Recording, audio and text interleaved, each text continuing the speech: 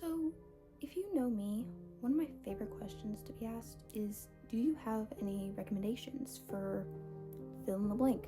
Fantasy, romance, mystery, fall vibes, summer reads, getting out of a slump.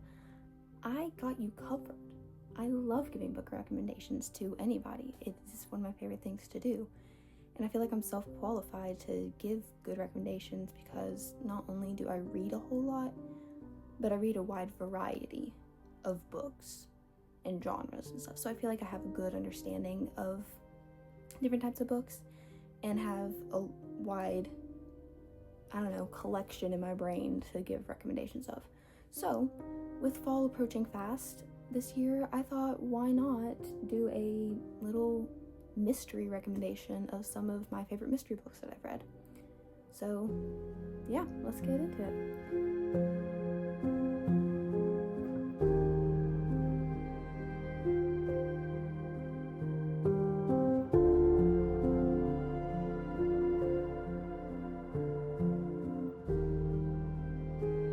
So to start off, pretty well-known author, but I want to talk about Karen McManus.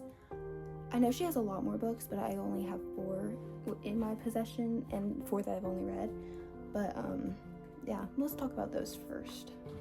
So her most popular title, One of Us is Lying. Honestly, giving my honest opinion, I thought this book was way overhyped. I did not like it. And I mean, it was fast-paced, but I just wasn't for me. Nothing more to tell, same kind of thing. Like, it was almost forgettable in ways. It had some aspects that I did like about it, and mostly because the main character in it is like a journalist, and I love journalism, and then she just tries to figure out the mystery that's going around town. Cousins, I don't really know what to say about this one. It was good in some retrospect, but there were also a lot of questions that I had with it and some problems that I had with some of the dynamics of this. So this one I would be very hesitant to recommend. Karen McManus, I feel like, is just a very hit or miss author because I had read those 3 books that I just showed, didn't really like them, but then I picked up Who Can Keep a Secret, and I did really enjoy this one. Out of the other Karen McManus books that I've read, I definitely recommend this one the most. Another pretty well-known, not just author, but series is The Inheritance Games. I have so far only read these 2. I'm on the 3rd one right now, actually. But I would definitely recommend these ones. Maybe not so much as like a fall mystery, because they don't really give off a fallish vibe. The house is just filled with mysteries and riddles and clues that they all have to solve together, and just trying to figure out like what's really going on and all these subplots that are going on with it. But I highly recommend these ones, especially if you're like not into all the dark, gruesome, murdery stuff and more like the riddle aspect. Go with those. Holly Jackson's Good Girl Guide to Murder. Same kind of thing with the Hawthorne Theory series. I haven't read the 3rd one yet, but these 2, yes. So Pippa Fitzmoby, she is doing like her senior project, and she decided to take a case that has supposedly been solved for her thing, but as she starts researching it, she's like, okay, yeah, something's not right, they got the wrong guy. And it's basically her story of going through what really happened, figuring out all the truths and secrets that have been kept. But those ones are really, really highly talked about, and I totally understand the hype behind those ones and support the hype behind those ones. Okay. Natasha Preston. I am currently, along with one of my friends, trying to collect all of her books, and I think we made a pretty good dent into it so far, but she is going to be an instant buy author for me. Some of her books, as any authors would be, are better than the others, but I have never read one of her books and not liked it. She just very much has a good way of hooking you in the entire time, like kind of keeping you pulled into the plot wondering what's going to happen, keeping you connected to the different characters. And her settings are really cool in all of these. So I would recommend all of these. The Housemaid, we all know Frida McFadden. This is one of the most popular books that I've seen around the internet. Don't come after me. I don't think it was worth the hype. Yes, it was good. No, it wasn't life-changing. I just think that the plot twist in this one happened so early on and wasn't that like, whoa, mind-blowing kind of thing, that it just wasn't what it could have been. And then same thing with this one. This one was definitely better than this one, but it still wasn't as good as I was hoping it to be. My expectations were too high. And then, haven't read it yet, but there's The Housemaid's Watching. Never Lie by her.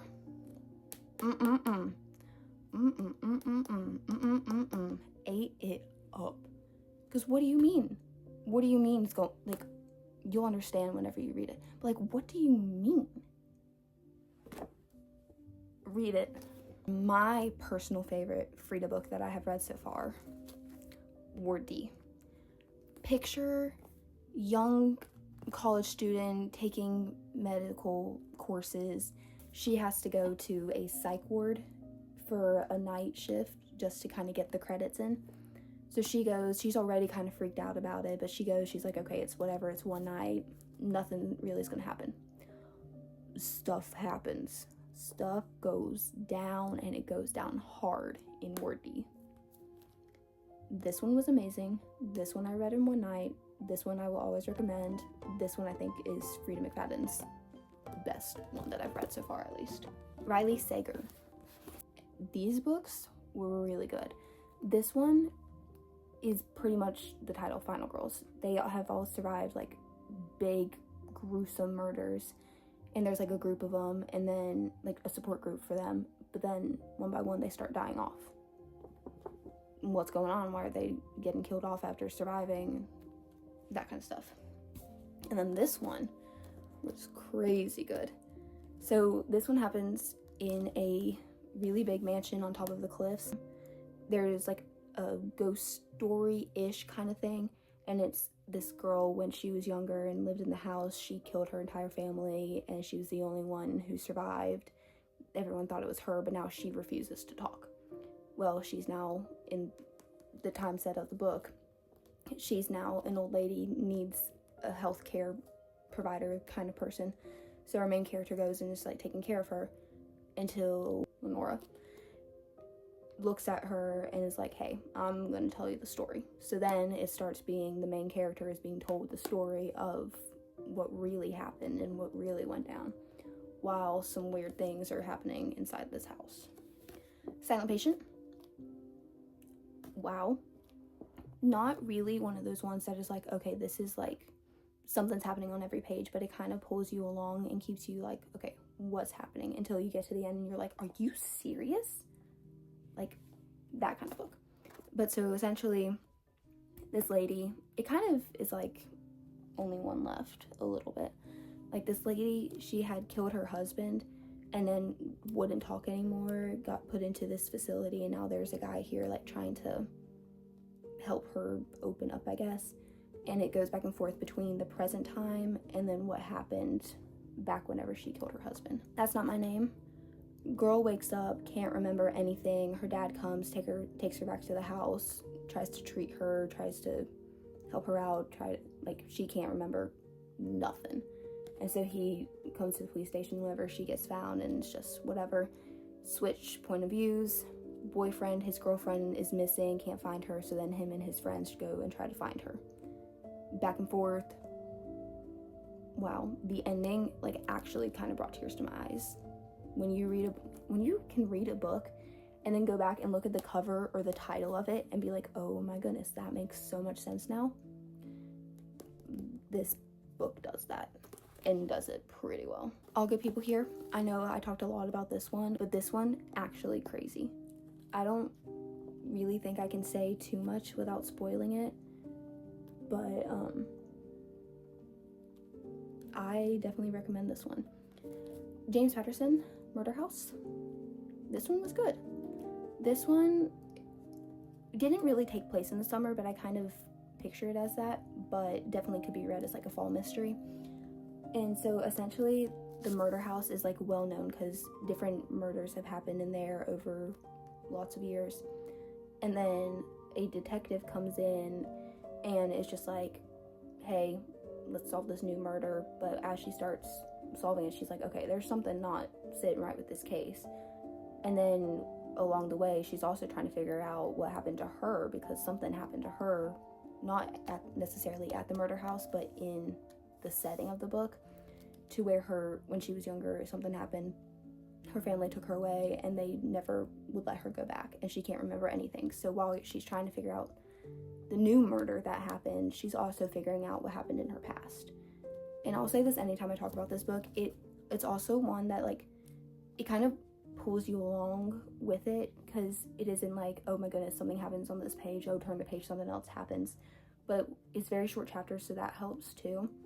And then he just does a good job of like keeping you intrigued with the plot through it all until you get to the end and everything's revealed, and then you're like, okay, I'm glad I stuck with it. Quiet Tenant, I never see this one talked about, and it's kind of one of those ones, like, I really enjoyed this, but it isn't one that's like life-altering new favorite book.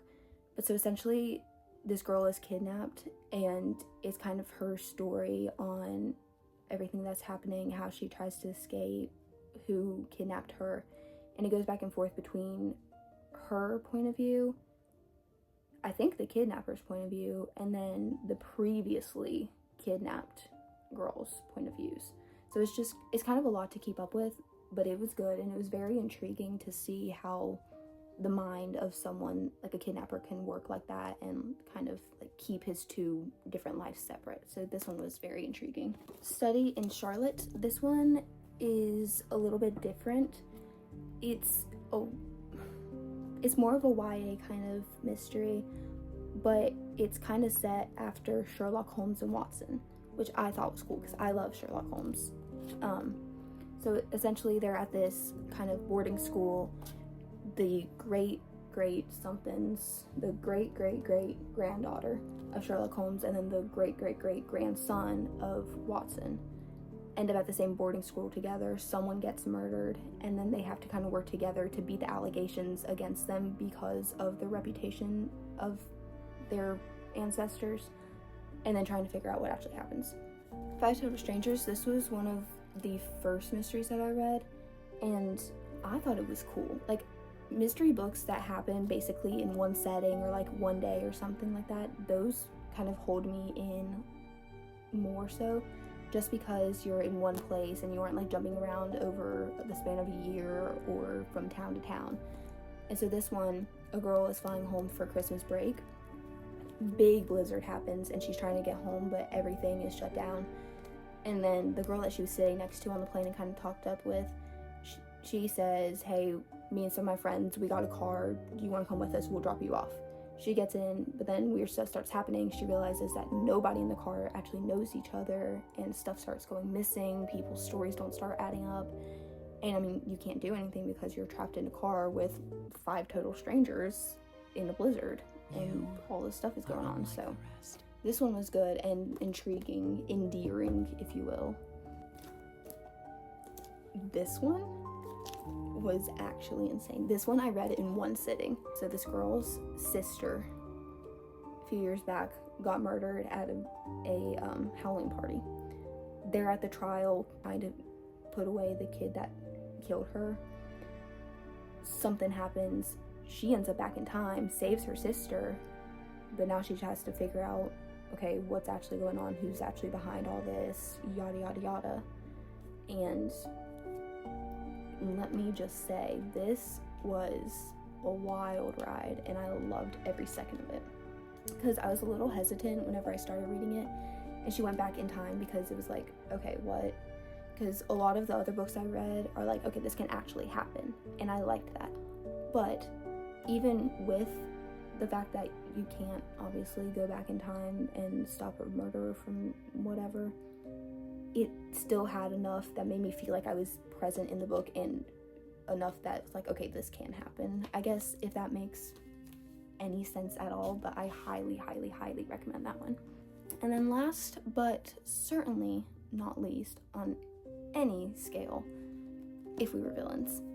This book is definitely more of a dark academia mystery than like those kind of mysteries were, if you're at all in my head and can separate whatever I just said.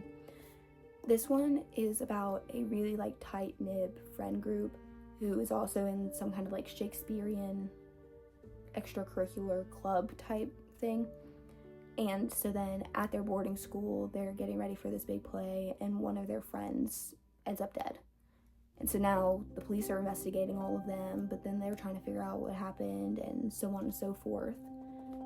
But all of this being in the setting that it was, I don't necessarily want to say it felt magical, but it felt like cozy, dark, academia, fall, piano, Shakespeare, candles in the dark kind of thing, if you can connect with that at all. But this one was really good. I really, really enjoyed it. I didn't think I would, but it was one of my favorite books that I have read. So definitely hit or miss. So if you read it and you hate it, don't come at me for recommending it. My opinion on this is it is a great book, and I think everybody should read it at least once in their lifetime.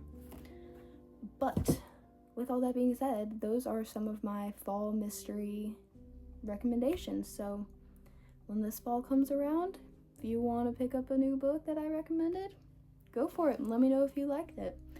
But yeah, thanks for watching and listening to me yap about some mystery books that I read.